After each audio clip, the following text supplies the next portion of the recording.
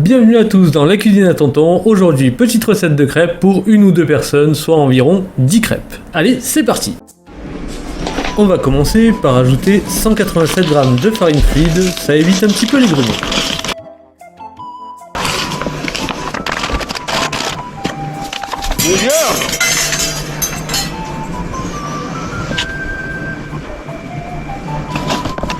Une petite pincée de sel, 37,5 g de sucre en poudre,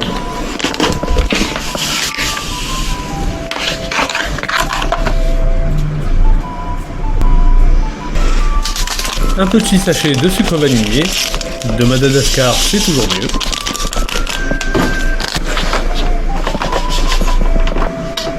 trois œufs entiers, les jaunes avec le blanc,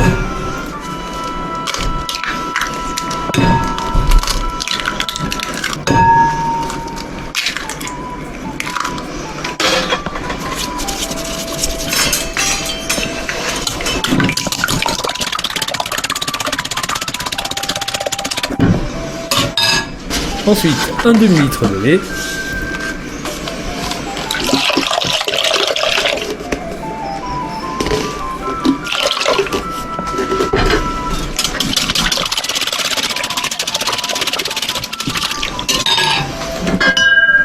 bien évidemment un ou deux petits bouchons de rhum,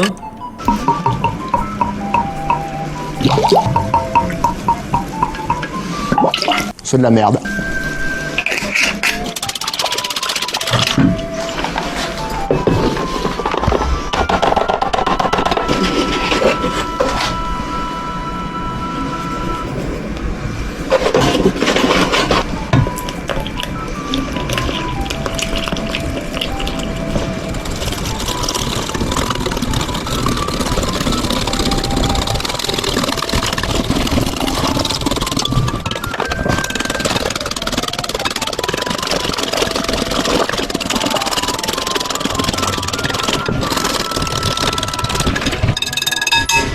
Bon, comme je suis un débile, il faut rajouter 37 g de beurre fondu.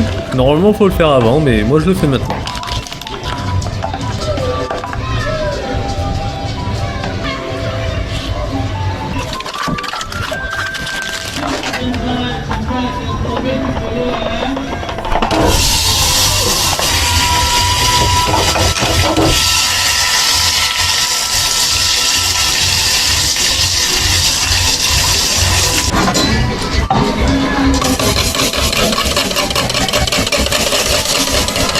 Non.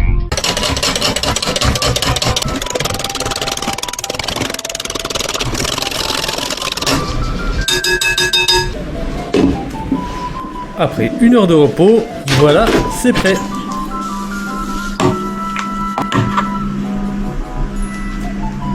Bon, on me sert ça dans une auberge, le tavernier se prend une quiche dans sa tête. Bon, comme la cuisson c'est un peu long et qu'il n'y a pas grand chose à dire, je vais vous raconter un petit peu l'histoire des crêpes et de la chandeleur. On va commencer par la chandeleur, qui tire son nom du mot latin candela, signifiant chandelle. En effet, à l'époque romaine, la chandeleur était une fête en l'honneur du dieu Pan, dieu de la fertilité, fils d'Hermès et d'une nymphe. Toute la nuit, les croyants parcouraient les rues de Rome en marchant avec des flambeaux et les disposaient devant chez elles et dans leur maison. Ah putain! Je disais donc, ils disposaient des chandelles dans leur maison pour s'assurer une bonne récolte pour l'année à venir, puis plus tard en mangeant des crêpes. Comme dans de nombreuses traditions, la fête de la chandeleur est accompagnée de ces superstitions. Si le paysan ne faisait pas de crêpes le jour de la chandeleur, le blé serait de mauvaise qualité l'année suivante. Et comme il disait à l'époque, si point ne veut de blé charbonneux, mangez des crêpes à la chandeleur. Pas comme la crêpe que je suis en train de faire qui est charbonneuse, faut pas confondre. Mais du coup, pourquoi mange-t-on des crêpes le jour de la chandeleur? L'origine tiendrait à deux raisons principales.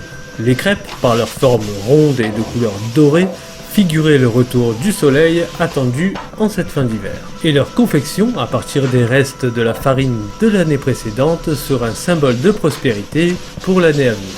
Faire des crêpes, oui, mais pas n'importe comment. En effet, la tradition est très précise pour être assuré que la récolte sera bonne et la famille prospère. Il convient de faire sauter une crêpe de la main droite en tenant un louis d'or dans la main gauche. Enfin, pour que les récoltes soient abondantes, il est coutume d'enrouler la pièce dans une crêpe que l'on portait en haut d'une armoire jusqu'à l'année suivante. À la Chandler de l'année suivante, on récupérait le tout et on donnait la pièce aux premiers pauvres que l'on rencontrait. Et pour les jeunes filles célibataires, là, vous allez rigoler. La tradition préconisait de faire sauter 6 crêpes d'affilée et de les faire retomber dans la poêle pour s'assurer d'un mariage dans l'année. Heureusement qu'en 2024, c'est plus nécessaire de faire sauter des crêpes. Voilà, c'était la petite histoire des crêpes, j'espère qu'elle vous a plu. Restez jusqu'à la fin, vous allez bien rigoler.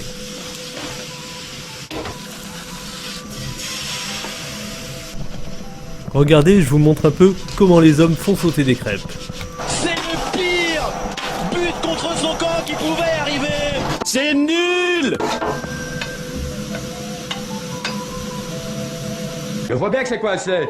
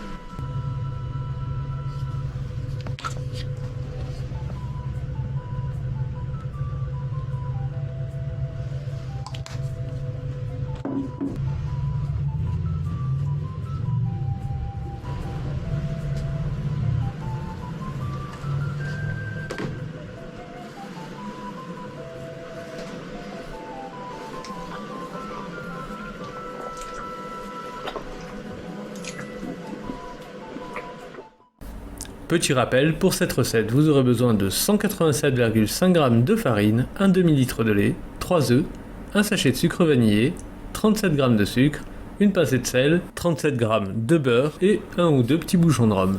C'était la cuisine à tonton, je vous souhaite bon appétit!